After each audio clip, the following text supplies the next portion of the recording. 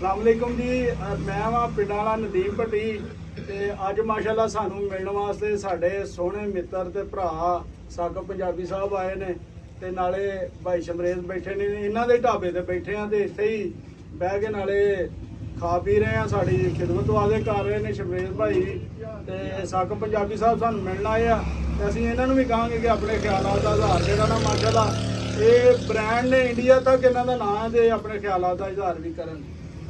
मैं ना बस भट्टी साहब विच बहाना बन गए ने ते बड़ी देर बाद मैं पकौड़े खान लगा इतों ते मेरा नहीं ख्याल कि इस रोड दे उत्ते जिन्ने भी पिंड ने और सारे पिंडां दे जिन्ने भी स्टूडेंट ने उन्होंने इस दुकान तो पकौड़ियां दा इस दुकान दे पकौड़ियां दा टेस्ट उन्होंने ना पता होवे। असी खाओ भोड़ू दा कोई स्टूडेंट आ वो कोई शाहकोट पढ़दा कोई फाई वाले पढ़दा उन्होंने ना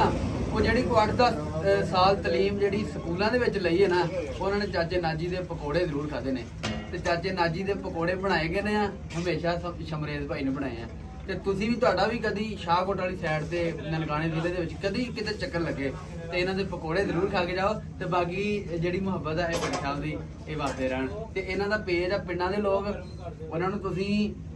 शेयर करके मूहरे करना लाइक भी करना तो शेयर अपना शेयर भी करना कमेंट भी करना ਤੇ ਪਕੌੜਿਆਂ ਦਾ ਟੇਸਟ ਜਿਹੜਾ ਉਹ ਤੁਹਾਨੂੰ ਧਿਆਨ ਕੇ ਕਰਨਾ ਪੈਣਾ।